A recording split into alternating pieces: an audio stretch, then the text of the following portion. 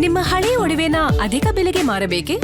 ಅಟಿಕಾಗೆ ಕಾಲ್ ಮಾಡಿ 8880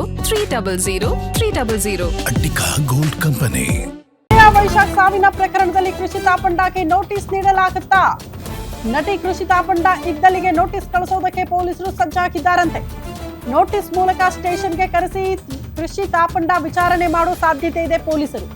ವೈಶಾಖ್ ಮಾಡಿದ ಕೊನೆಯ ಕರೆಯ ಕುರಿತು ವಿಚಾರಣೆ ನಡೆಸುತ್ತಿದ್ದಾರೆ ಪೊಲೀಸರು. ಇಬ್ಬರದ್ದು ಎಷ್ಟು ವರ್ಷಗಳ ಗೆಳೆತನ, ಫ್ಲಾಟ್ಗೆ ಯಾವ್ಯಾವಾಗ ಬರ್ತಾ ಇದ್ರು, ಇಬ್ಬರ ಮಧ್ಯೆ ಏನಾದ್ರೂ ಜಗಳ ಆಗಿತ್ತಾ ಅನ್ನೋದ್ರ ಬಗ್ಗೆ ಮಾಹಿತಿ ಕಲೆ ಹಾಕಬೇಕಾಗತ್ತೆ. ಕೃಷಿ ತಾಪಂಡ ವಿಚಾರಣೆಯ ಬಳಿಕ ಸಾವಿನ ಸತ್ಯ ಹೊರಬೀಳುವ ನಿರೀಕ್ಷೆ ಇದೆ. ಹಾಗಾಗಿ ಗೆಳೆಯ ವೈಶಾಖ್ ಸಾವಿನ ಕುರಿತಂತೆ ಕೃಷಿ ತಾಪಂಡ ಅವರಿಗೆ ನೋಟಿಸ್ ಕೊಟ್ಟರು ಕೂಡ ಆಶ್ಚರ್ಯ ಪಡಬೇಕಾಗಿಲ್ಲ. ಆಬ್ವಿಯಸ್ಲಿ ಅವರ ಸ್ಟೇಟ್ಮೆಂಟ್ ಪಡೆದುಕೊಳ್ಬೇಕಾಗುತ್ತೆ ಪೊಲೀಸರು. ಒಂದು ಕಾರಣ ಕೃಷಿ ತಾಪಂಡ ಅವರ ನಿವಾಸದಲ್ಲಿ ಅವರು ಆತ್ಮಹತ್ಯೆಗೆ ಶರಣಾಗಿದ್ದಾರೆ ಅನ್ನೋದು ಒಂದು ಕಾರಣ. ಜೊತೆಗೆ ಲಾಸ್ಟ್ ಕರೆ ಕೂಡ ವೈಶಾಖ್ ಅವರು ಮಾಡಿರುವ ಕೊನೆಯ ಕರೆ ಕೂಡ ಕೃಷಿ ತಾಪಂಡ ಅವರಿಗೆ ಅಂತ. ಹಾಗಾಗಿ ಆತ್ಮಹತ್ಯೆ ಮಾಡಿಕೊಳ್ಳುವ ಸುದ್ದಿ ಮೊದಲು ತಲುಪಿದ್ದು ಕೂಡ ಕೃಷಿ ತಾಪಂಡ ಅವರಿಗೇನೆ. ಹಾಗಾಗಿ ಇಬ್ಬರ ಮಧ್ಯೆ ಸ್ನೇಹ ಮಾತ್ರ ಇತ್ತ, ಅದರ ಮೀರಿ ಏನಾದ್ರೂ ಸಂಬಂಧ ಇತ್ತ, ಈ ಪ್ರಶ್ನೆ ಇರೋದು. ಹೀಗಾಗಿ ಈ ಎಲ್ಲ ಆಯಾಮಗಳಲ್ಲಿ ತನಿಖೆ ಮಾಡಿದಾಗ, ವಿಚಾರಣೆ ಮಾಡಿದಾಗ, ಕೃಷಿ ತಾಪಂಡ ಅವರ ಸ್ಟೇಟ್ಮೆಂಟ್ ಅನ್ನ ಪಡೆದುಕೊಂಡಾಗ ವೈಶಾಖ್ ಸಾವಿನ ಕುರಿತು ಒಂದು ಕ್ಲಾರಿಟಿ ಸಿಗೋ ಸಾಧ್ಯತೆ ಇದೆ.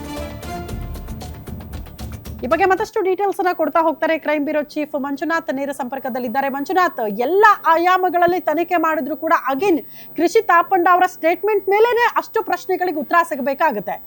ಸಂಬಂಧ ಇತ್ತಾ ಬಿಡ್ತಾ, ಲಿವ್ ಇನ್ ರಿಲೇಶನ್ಶಿಪ್ ನಲ್ಲಿ ಇದ್ರ ಬಿಟ್ರ, ಅದೆಲ್ಲವೂ ಕೂಡ ಸೆಕೆಂಡ್ರಿ. ಬಟ್ ಕೃಷಿ ತಾಪಂಡ ಅವರ ಫ್ಲಾಟ್ ಅಲ್ಲೇ ಆತ್ಮಹತ್ಯೆಗೆ ಶರಣಾಗಿದ್ದಾರಲ್ಲ, ಅದು ಪ್ರಶ್ನೆ ಇರೋದು, ಅಲ್ಲಿ ಅನುಮಾನ ಇರೋದು.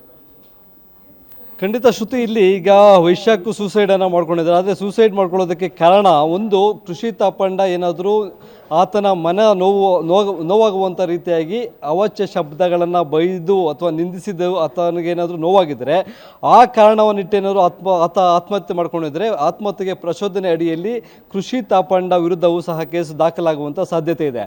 ಈಗ ಏನು ಆತ್ಮಹತ್ಯೆ ಮಾಡ್ಕೊಂಡಿರ್ತಕ್ಕಂಥ ವಿಚಾರ ವೈಶಾಖ್ ಅವರ ಫ್ಯಾಮಿಲಿಗೆ ತಿಳಿಸಿದ್ದಾರೆ. ಅವರ ತಂದೆ ದೂರನ್ನು ಕೊಟ್ಟಿದ್ದಾರೆ. ದೂರಿನಲ್ಲಿ ಏನೆಲ್ಲ ಅಂಶಗಳನ್ನು ಉಲ್ಲೇಖ ಮಾಡಲಾಗಿದೆ ಅನ್ನೋದ್ರ ಬಗ್ಗೆ ಸ್ಪಷ್ಟವಾಗಿ ನೋಡಬೇಕು. ಅದರಲ್ಲಿ ಏನಾದರೂ ಕೃಷಿ ತಾಪಂಡ ಅವರ ಜೀವನ, ಅಂದರೆ ವೈಶಾಖ್ ಜೀವನದಲ್ಲಿ ಕೃಷಿ ತಾಪಂಡ ಎಂಟ್ರಿ ಆದಾಗಿಂದ ಬದಲಾವಣೆಗಳಾಯಿತು, ಅವರ ಕುಟುಂಬಕ್ಕೆ ಮೋಸ ಆಯಿತು, ಇವತ್ತು ಆತನ ಸಾವಿಗೆ ನೇರವಾಗಿ ಕೃಷಿ ತಾಪಂಡನೇ ಕಾರಣ ಅನ್ನೋದಾದರೆ, ಆರೋಪವನ್ನು ಮಾಡಿದ್ರೆ ಅದರಲ್ಲಿ ನಾನು ಹೇಳಿದಾಗೆ ಆತ್ಮಹತ್ಯೆಗೆ ಪ್ರಚೋದನೆ ಅಡಿಯಲ್ಲಿ ಬರ್ತಕ್ಕಂಥ BNS ಸೆಕ್ಷನ್ಗಳು 106 ಅಡಿಯಲ್ಲಿ ಆ ದೂರನ್ನು ದಾಖಲು ಮಾಡುವಂಥ ಸಾಧ್ಯತೆಗಳು ಇದ್ದಾವೆ. ಇದಕ್ಕೆಲ್ಲದಕ್ಕೂ ಮುಂಚಿತವಾಗಿ ಆಕೆಯ ಹೇಳಿಕೆಯನ್ನು ಪಡೆದುಕೊಳ್ಳುವಂಥದ್ದು ಪ್ರಮುಖ ಪಾತ್ರವನ್ನು ವಹಿಸುತ್ತೆ.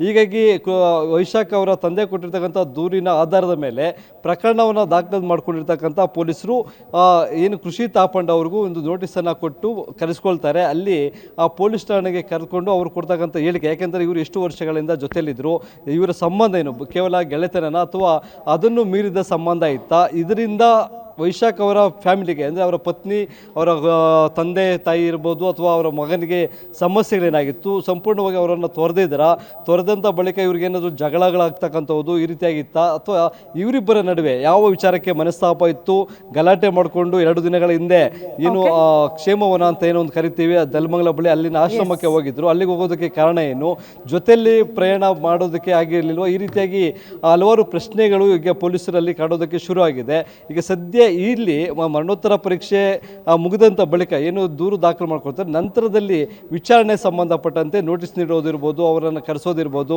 ಈ ರೀತಿಯಾದಂಥ ಪ್ರೋಸೆಸ್ ನಡೆಯುತ್ತೆ. ಆಗ ನಿಖರವಾದಂಥ ಕಾರಣ ಬೆಳಕಿಗೆ ಬರಲಿದೆ. ಶ್ರುತಿ. ಓಕೆ ಮಂಜುನಾಥ್, ಧನ್ಯವಾದಗಳು ತಮ್ಮೆಲ್ಲ ಮಾಹಿತಿಗೆ.